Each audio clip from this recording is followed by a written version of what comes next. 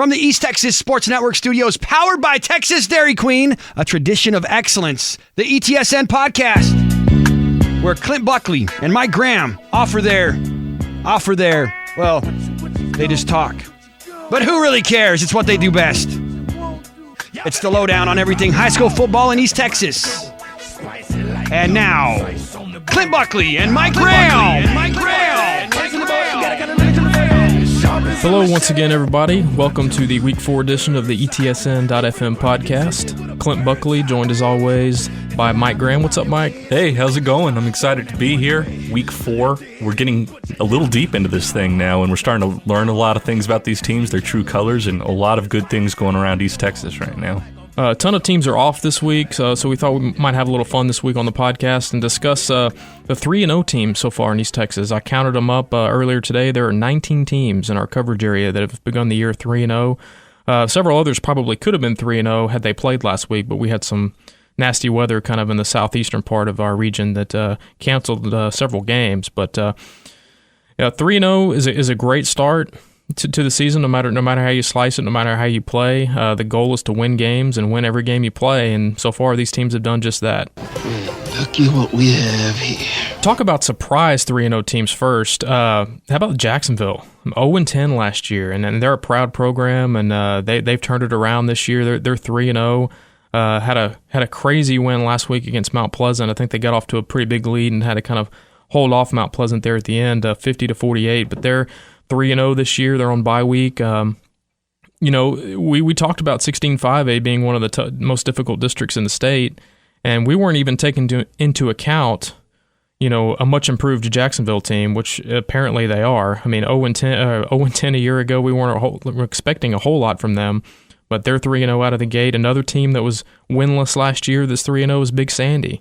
That's another program that has a proud tradition. A lot of people will recall in the 1970s, David Overstreet, Lovie Smith, those teams they were just dominant. I think they won 3 straight state titles back in the mid 70s. Palestine Westwood is another team that's kind of surprising at 3-0. They were 1-9 a year ago. Same for Ore City. Ore City 1-9 a season ago. They're 3-0. Cushing is 3-0, and Cushing has been in a major tailspin over the last couple of decades, and to see what they've done so far has been impressive. 3-0, and then Hooks also 3-0, and they were 2-8 a season ago. So those 6 teams: Jacksonville, Big Sandy, Palestine Westwood, Ore City, Cushing, and Hooks, all have more wins already this year than they had all of last year. So impressive starts for those 3-0 teams. Never doubted you for a second. Now these next 6 3-0 teams that we're going to discuss, they've really impressed us so far. I mean, a lot of we didn't know quite what to expect out of these teams. They've had success in the past, but we weren't quite sure what we were going to get this year. And man, they've looked really good right off the bat. And the first team we're going to talk about is White House. Everybody knows they lose Patrick Mahomes, one of the best quarterbacks to ever come through East Texas. State Player of the Year last year, led them to probably the best season in White House school history. They were 12-1 a season ago, but they lose a ton on offense, especially with Mahomes and most of their receiving core. But they've made a strong commitment to the running game so far this season. Vincent Dunning, their senior running back, has had a tremendous start to the year, and Jackson Allen's played well too, but I think having a strong running game in addition to that has really helped White House, get off to the great start that they have. Next on the list is a team in that same district. Yeah, Nacogdoches and a lot of good things early. Although they had to win their first 2 games by 2 late field goals, they've been really competitive. Had a good showing last week. They've got a great secondary that I think we've beaten the horse on that with 3 players that are definitely college bound, and then Hunter McClellan is top 3 in passing with more than 900 yards so far. So a lot of great things going on there, and again, we've named White House and Jacksonville out of 16-5A already a really tough district. It'll be fun to watch that one all the way through, and that begins next week. Yeah, I can't wait for that. Another team is Van. You got to see them in person last week, and we kind of figured that they would win last week against Lindale, but I wasn't expecting what you saw last week. Mm-hmm, yeah. Van, a strong defensive team anchored by their linebacker, Hunter Redmond, who's leading the area in tackles with 46 through just 3 games. And then Bryce Borgeson, who committed on Tuesday to Northwestern State. He's a defensive end. They forced 3 turnovers, and they've got a really deep running core with Alfonso Thomas and Matt Savis, put up more than 100 yards each last week, and then a deep receiving group that they can fall back onto. And things are looking really good there. They're looking real good. Sticking in that same county, Van Zandt County, the Canton Eagles are 3-0. They got off to a rough start last year. Their quarterback, Chandler Island, got hurt and I think missed most of the first 4 games, and they started off 0-4. It's been a completely different story this time around. Canton's 3-0, and Chandler Island is a big reason for it. I mean, he's been bringing it these first 3 games, the ULM committed quarterback, both with his arm and on the ground. He's one of the most athletic quarterbacks I think we have in this region, and he's been a big part of what Canton has done so far this year, beginning the year 3-0. More than 1,000 total yards already for Chandler. Exactly, yeah. He's carried them, and he's going to have to continue to do so, I think, moving forward, because there are some good teams ahead for Canton, for sure. Another team, Atlanta. This might be the most impressive of the 3-0 teams that we have in our region so far. They have put together 3 quality wins back to back to begin the year. You talk about what they did to New Boston the first week of the season, 41-7. Atlanta may have gone in as a favorite in that game just simply because they have more kids. They're deeper. They're a class higher as far as enrollment goes. But 41-7 against a team that went to the state semifinals a year ago in Class 2A. They followed that up with an impressive road win at Henderson, 28-24. And then last week, just completely blowing Dangerfield out of the water, 51-7. Dangerfield, notoriously a slow starting team because they play so many quality opponents at the beginning of the year, but they're not used to getting beat 51-7. No. And why Atlanta, they look awfully good right now. And you talk about them, Tatum and Gladewater, all in that same district. That's going to be one heck of a fight in 6-4 AD2 once district starts here in a couple of weeks. And then last but not least, White Oak. Wow, they may be the most surprising contender early on in the season as far as their district is concerned. They lost a ton of players off of last year's team. I mean, I want to say something like 19 starters off of last year's team. That went to the 3A Division II state or 2A Division I state semifinals, and we really didn't know what was going on with White Oak. I mean, they had a new coach, Chris Iskey, who was promoted when Jerry Stanford took the job at Flower Mound Marcus in the offseason. But they've got some talented newcomers onto the field, and we'll talk a little bit more about White Oak later on in the show. But those 6 teams, White House, Nacogdoches, Van, Canton, Atlanta, and White Oak, have all been impressive in their first 3 weeks of the season, and we continue to expect big things from those teams as the year goes on. Defeating the naysayers. You're either winning or you're losing. There's nothing in between. I win here and I win there. Now what? These 3 teams, not so much a surprise. With zeal and focus and violent hatred. We'll start right off the bat with Gilmer. A little bit of a scare last week. I jumped on top of Tatum, I think 27-7 at halftime. But it was a tie ball game late, and Tatum had all the momentum. They were playing at home against a heated rival of theirs, and Gilmer needed a last, a 2-minute drive at the end of the game. They got a touchdown pass to Blake Lynch, who continues his assault on East Texas defenses. I believe he has 10 touchdowns now in 3 games, and not that many touches. I don't even think he has 20 touches on the season. No. So his touch-to-touchdown ratio is awfully good. But going back to Gilmer, they're just so loaded. I mean, it's hard. I mean, Tatum did about as well as you can expect a team to contend with. A squad like Gilmer that just comes at you in waves. I mean, they have so much talent on offense, and in the end, they had just a little bit too much talent for Tatum. They won 41-35 last week. One of the best games of the young season so far in East Texas. But Gilmer is no surprise. Malakoff, they were an 11-2 team last year. Their head coach, Jamie Driscoll, has done a fantastic job with that program. Not a lot of history with that program and what they've been able to do last year, and then to start this season off 3-0, and man, they've looked really good. Just a powerful offense. Oh yeah, they've got I think Marcus Dowell is one of their big contributors on offense, the running back, and then Stephon Wolf, their quarterback, is also making plays for them. And I think we got a hint at what Malakoff could be capable of 2 weeks ago when they faced Dangerfield at home and won pretty decidedly. And they continued that last week with a shutout of Kearns. And Malakoff is definitely a team that's on the rise and could do some big things once the playoffs get here.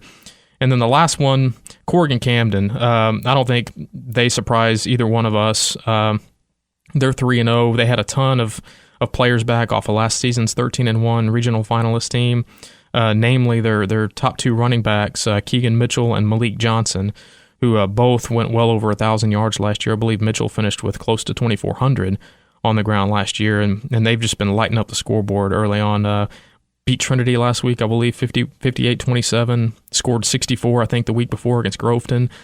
They're rolling right now, and they're gonna need to keep bringing it because once their district begins in a couple of weeks, you got Newton, and then you also have Garrison, two historic programs that aren't going to lay down for Corrigan-Camden, maybe like some of the teams that they've played early on this season. So those three, not a shock that they're 3-0, and we expect them to do big things beyond the regular season. Now, there are 4 teams. We've hit on 15 of the 19 undefeated teams, and these are the 4 other ones. Bullard, they're 3-0, but they have a tough game Friday night in Corsicana against China Spring, one of 2 neutral site games we have this weekend. Chapel Hill and Port Neches Groves playing Lufkin, I believe, on Friday night as well. So Bullard, they're 3-0. They've been pretty dominant. They beat a really good Edgewood team last week, and it was pretty decisive by 3 or 4 touchdowns. Jefferson is another one that's 3-0, and they've been doing it with defense. And and they're in White Oaks district, and we talked about how at the beginning of the year, that district could be wide open because we weren't sure exactly what White Oak had coming back. Jefferson, they were 4-6 a season ago, but they're 3-0 to begin this year, and they're playing awfully well. Their defense has been pretty much lights out to start off with, and we'll see what they're able to do once district play begins. Alba Golden is another one of those historically downtrodden programs that has been kind of, they've been decent over the last couple of years. Gary Schultz, their head coach, has done a great job with that program. They're 3-0. Defense has been a big part of what they've done. I believe one of their players was our defensive player of the week a couple of weeks ago. Cody Melton, and I think that now they've forced 6 turnovers in 3 games, and that's impressive, especially when you've got a ground control game. 1 turnover can swing a game in your favor, considering you're eating 6 minutes off the clock each time you go. Yeah, so Alba Golden's a great start. Anxious to see what they do once their district play begins in a couple of weeks. And then the last undefeated team we're going to talk about here is Tyler Bishop Gorman, and their offense is putting up huge numbers. They beat Troop last week, I believe, 38-21 to open the year at 3-0, and right now their quarterback is punching all the right buttons. Michael Goodwin, their quarterback, had a monster game last week. We'll talk about him in just a second. But Gorman is another team, and they have an outside chance of making the playoffs. I mean, they're sharing the same district with Brook Hill and Grace, but then you also have historic programs like Dallas Christian in that district too. So it's going to be a fight for them. But I do like the start that they've gotten off to, and it should be fun to watch Gorman down the stretch. That's definitely going to be a district we're going to be taking some interest in later on toward October and then on into the playoffs. A lot of great teams in that area. And now it's the ETSN Dairy Queen Game of the Week. Game of the Week time. And as we mentioned at the top, there are a lot of teams that are off this week. A lot of the big districts that are in, or a lot of the districts that have 8 teams, they're off this week to rest up for the second season, so to speak.